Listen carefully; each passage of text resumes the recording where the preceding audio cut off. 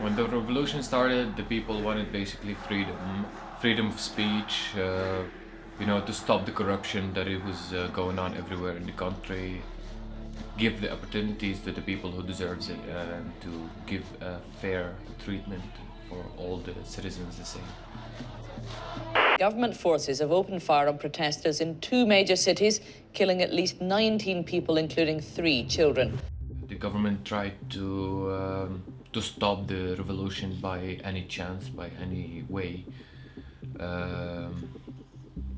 by killing, by arresting people,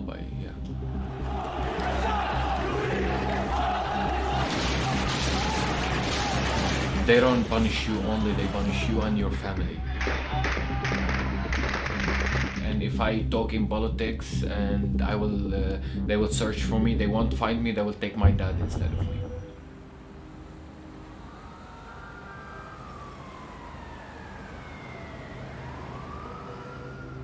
I got arrested with my dad, my uncle, my cousin, a big number of my family members by a militia that supports the government. It made me feel that it was the end, maybe. What am I gonna say? Because you're gonna get tortured, no way, you know that, when you were going there. You can't say that you're against the government, but you have to fake it. You have to fake things just to not get tortured.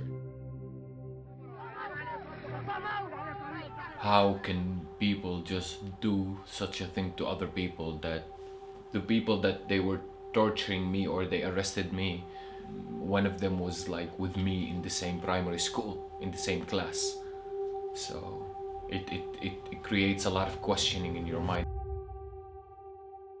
NGO reports suggest that somewhere between 700 and 850 people have been killed since the start of the protests, and we urge the government to exercise restraint, to cease the use of force and the mass arrests being used to silence opponents. There was hope still as President Assad arrived to deliver his speech to the nation that the aspirations of his people for democratic change might be answered. But within moments, the leader, smiling for his assembled supporters, made clear that wasn't on the agenda.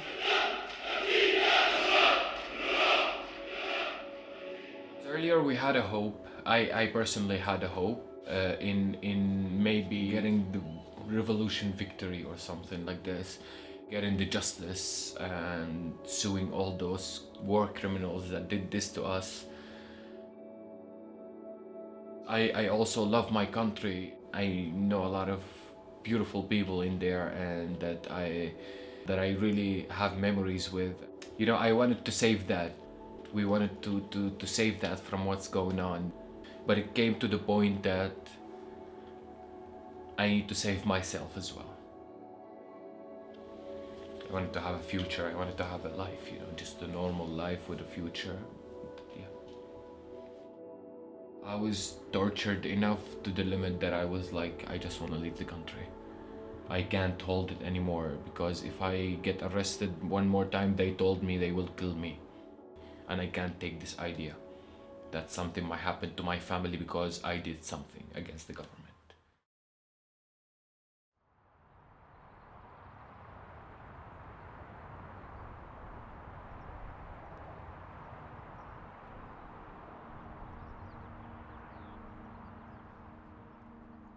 First thing coming to the Netherlands was like, I took a cup of coffee at the airport and I smoked a cigarette just to relief and to feel that I finally made it. And then after it I just went to the authorities and I told them that I'm an asylum seeker. I went out of the AZC in 2016 and I came to Utrecht.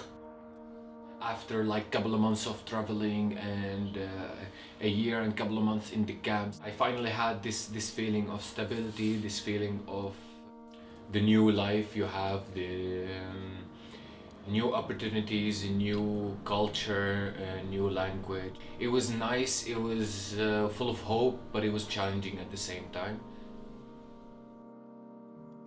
because I came in a young age as well. I came like when I was 19 years old, so I was just also figuring out myself and figuring out what I really like in life, what I really want to do as an adult.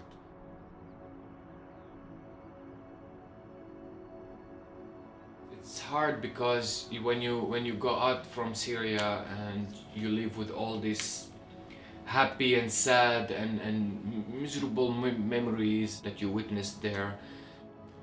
Yeah, it felt like I don't know if you call it social anxiety, but I was suffering with people, like with my social life. I had the issue of also I was suffering with depression. It came to me because of basically the torture in Syria. Seeing people dying in front of you, seeing people getting tortured in front of you, seeing my family getting arrested in front of me, all this negative energy, like the stress, the anger, the sadness, these floats of emotions. It affected my concepts of happiness and sadness, and when you see someone is dying, you start to feel different about things. But that's how to say it, that's the taste of life, we call it. So the taste of life is the challenges you have and how you bear it with it.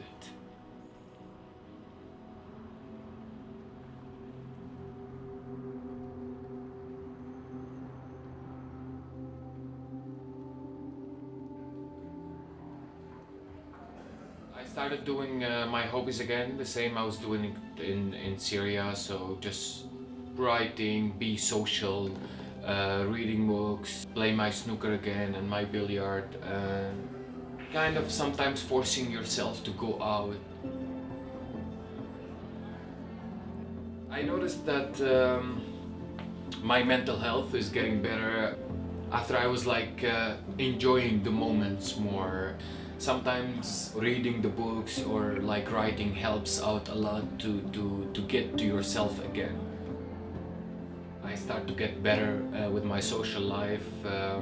I found more friends. I started with my new job. So all these things together made me feel more positive about myself.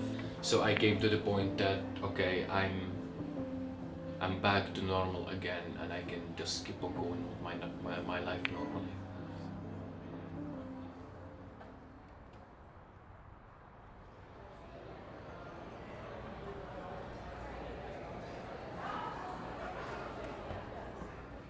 I really wanted to study psychology or children's psychology to understand something about what happened with me and what's happening with the Syrian people because of the war and all these issues that they're facing, being refugees and all this.